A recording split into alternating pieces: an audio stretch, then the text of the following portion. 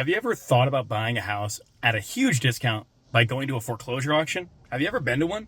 Well, I've been to tons. My name's Kevin. I'm from Two Guys Take on Real Estate, and we wrote the book on how you can buy a house at half price at foreclosure auctions. The book is called Foreclosures Unlocked, and we've gone to thousands of auctions and bought hundreds of properties this way. And today, I'm going to show you a little bit about how a foreclosure auction works. So let's check this out. This is a great time for you to hit the subscribe button, maybe hit a like button. I don't know, push a few buttons for our channel while we're jumping into it. Let's go take a look at this property right now. So this is actually a really nice, quiet side street in a smaller city in Massachusetts. Looks like this street consists mostly of just single family and a few multi-family homes. You can see there's already a number of cars that have pulled up for the auction. We're gonna go take a look, and I'll take you through how the process works a little bit. Generally speaking, a foreclosure happens most of the time when a bank basically lent somebody money to buy a house. The owner of the house stopped paying the bank back. Sometimes it could be for years. The bank inevitably says, listen, we got to get what we can get out of this deal, so we'll force an auction to happen so that the bank can at least recover as much of the money that they lent as possible. If the house sells at auction for more money than what the owner, the borrower, had owed to the bank, the owner gets the difference. If the house sells for less, the owner is on the hook for difference, but let's face it, they're probably never going to see it. Checking this place out. All right, let's go take a look and see what we can see. The auction actually does happen right here in front of the house.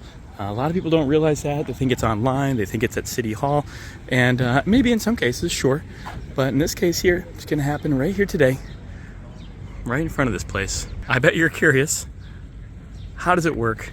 How much do you have to come up with? And what do you need to know before you get going? Well, again, we teach about all of this in our book, Foreclosures Unlocked, but in a nutshell, you want to do a little due diligence.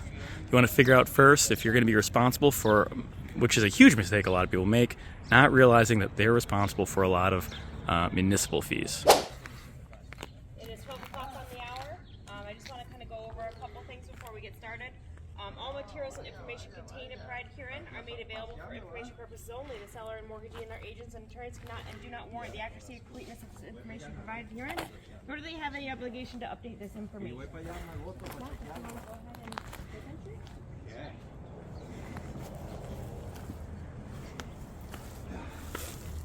All terms in relation to sale terms should change prior to the day or the day of the auction. Prior to auction, the successful bidder should make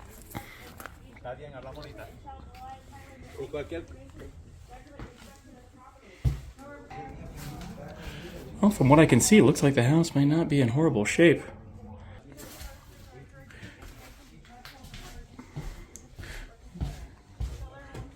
Let's walk around back here and take a little bit more of a look around the exterior.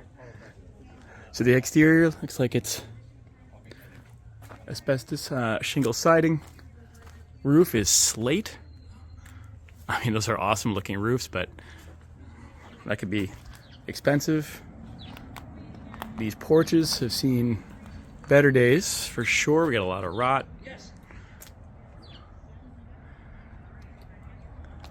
So you're gonna have a decent amount of rehab to the property. I think that's pretty expected. That's not surprising when it comes to buying a foreclosure.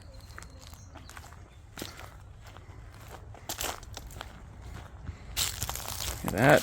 Somebody put in pretty heavy duty AC.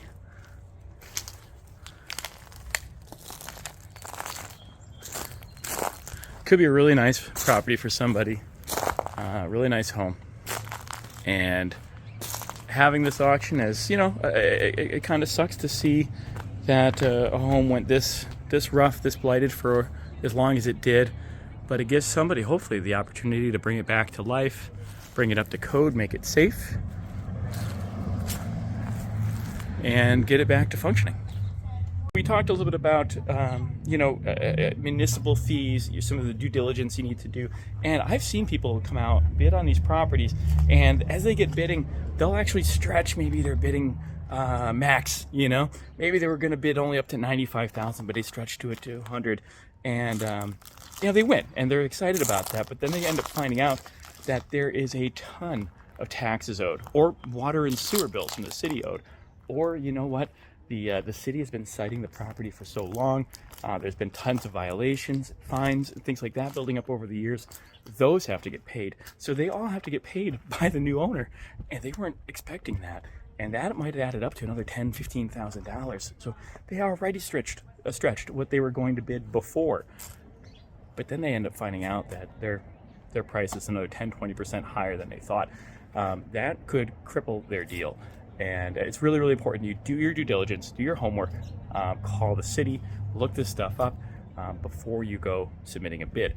Yeah, pretty good advice. Yeah, believe me, I'm sure we found out the hard way once or twice. There's a lot of other things that you might want to think about as well when it comes to this type of thing. And it's not just the condition of the property and about municipal fees or taxes that are owed, but if it's lived in. No, we've bought property that absolutely was vacant. There's no way somebody lives in that place. It was in horrible shape. It was disgusting. There's no way it's occupied. Well, sure enough, we found out later that it was. And that was a very expensive mistake. And that right there makes it so you go from having a win to a loss. Best case scenario, a break even. So these are really, really important things to learn about the property. Do as much homework as you can before you start submitting that bid. All right, the auction's kicking off. Let's see what's going on over here. I'm gonna flip the camera around and let you check out the auction as it happens.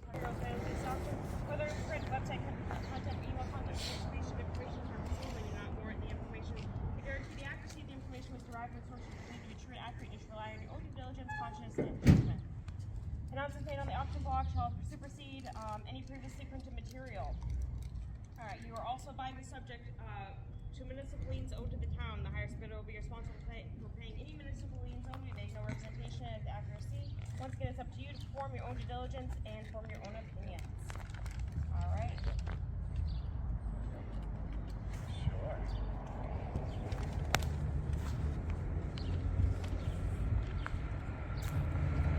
All right, the bank enters a bid of $165,000. 165 looking for 166. 165 looking for 166. 165 going once. 165 going twice. Everyone satisfied? Fair bidding, fair selling. Sold for $165,000. Thank you guys for coming. There you have it, another one back to the bank. The bank now becoming the owner of the property for probably what they were owed on it by the previous owner, and the bank's gonna have to figure out what they're gonna do with it next. Unfortunately, that means because nobody wanted it at that kind of a price point, it's gonna stay bank owned until the bank does something with it, like sells it through their REO department. So no opportunity here for us to snag an amazing deal, but guess what? You can't make awesome deals if you don't show up to these auctions. So it's never a bad idea to stick around and see what happens at the next one. I hope to see you at one of these days. And in the meantime, learn it before you leap. Buy a copy of our book, Foreclosures Unlocked. Read it. Let us know in the comments what you think.